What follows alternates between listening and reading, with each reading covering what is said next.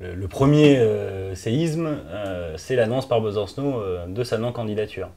Il faut savoir que c'était un jeu de dupes depuis la création du NPA quasiment. C'est-à-dire que depuis la création du NPA, Besancenot laisse entendre qu'il n'y repartira pas, qu'il n'en veut plus, enfin que justement on le bassine suffisamment avec le problème de personnalisation de la politique autour de lui et que lui veut passer la main, qu'il ne veut plus, il veut faire monter la nouvelle génération. Tout son entourage lui dit oui, oui Olivier, bien sûr Olivier, mais n'en pense pas une seconde, n'en pense rien, ne pense qu'une seule chose, c'est qu'il va évidemment être un nouveau candidat. Et là, quand il balance son texte aux militants, qui est un très beau texte hein, par ailleurs, sur l'engagement politique et sur la personnalisation, qui se réfère à la commune de Paris et qui explique pourquoi il est absolument impensable et illogique de se représenter une nouvelle fois. Là, c'est le vrai... Parce qu'en gros, le NPA, à ce moment-là, surtout au lendemain du congrès, qui était une catastrophe, où les dernières choses émoustillantes de ce parti ont fini de s'éteindre. Les derniers militants des quartiers populaires finissent de claquer la porte.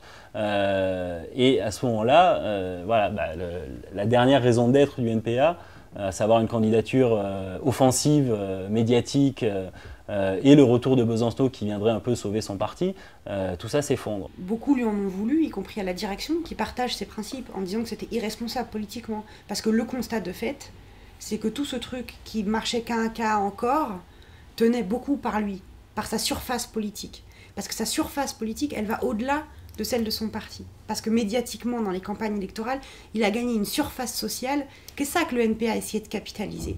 Et que lui, partant, sachant par ailleurs la désorganisation interne, les débats pas tranchés, les désaccords de fond, ça partait en cacahuète. D'ailleurs, c'est à ce moment-là que la majorité explose hein, quand même. C'est là où va se matérialiser l'explosion de la majorité qui tient le NPA depuis sa création. Il y a une partie de la majorité qui va s'allier avec l'aile la plus révolutionnaire, et l'autre partie qui va se rapprocher de ceux qui défendaient d'une alliance avec le Front de gauche. Parce qu'il y a en gros deux positions, Olivier Besancenot candidat, ou un rapprochement avec le Front de gauche, avec en figure de proue Myriam Martin, qui venait d'être désignée comme porte-parole du NPA avec Christine Poupin, et les deux porte-paroles, c'est symptomatique, il y en a une qui part d'un côté, l'autre qui part de l'autre, et voilà, et là c'est la catastrophe, c'est Myriam Martin qui faisait partie de cette majorité qui paraissait inébranlable, se retrouve à se faire insulter à moitié en larmes, d'autres... et pareil, hein, dans tous les sens. Ça, voilà, le psychodrame, reste à les courses.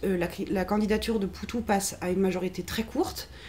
Et bon, en plus, voilà, le choix avait été fait. Voilà, ils ont cherché quelqu'un un peu dans la panique, un peu. Voilà, ils ont testé plusieurs personnes. Ils voulaient un profil ouvrier, salarié du privé. Dans les luttes sociales, ce que Poutou incarnait, parce que c'était Ford, Blanquefort, qui a été une lutte sociale pendant des années, effectivement. Il était syndicaliste, salarié de la métallurgie. Puis il y a eu un succès.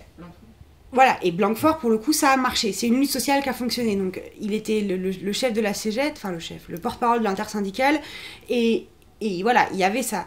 Sauf que c'était un homme blanc de plus de 45 ans, et si je ne m'abuse, au plus de 40 ans, je me souviens plus de son âge, mais enfin bref, et qu'il incarnait par ailleurs exactement cette vieille métallurgie française de la CGT, et que par rapport à ce qu'était le NPA dans sa volonté de bousculer ces codes-là, alors ça veut dire qu'il fallait qu'il s'interdise de présenter un ouvrier, en soi c'est quand même assez rare dans la politique française depuis que le PC le fait plus, mais quand même c'était un profil qui a provoqué plein de débats en interne, sans compter le fait qu'il y avait deux porte-paroles femmes et un candidat homme, quoi. Ce qui, bon, pour un parti féministe, encore une fois, était assez compliqué à digérer. Et là, à ce moment-là, quand Poutou est choisi comme candidat, plus ou moins, avec le profil politique qu'il incarne, son histoire politique, il vient de LO, d'une scission de LO. Enfin voilà, hein, ça, c'est pas que son profil, c'est aussi ce qu'il est politiquement. À ce moment-là, il y a une partie, on voit difficilement comment la majorité cassée en deux et la divergence qui s'accroît va pouvoir tenir. Et effectivement, un an plus tard, quasiment plus ou moins un an plus tard, cette partie du NPA qui était minoritaire sur la candidature de Poutou est partie au Front de gauche.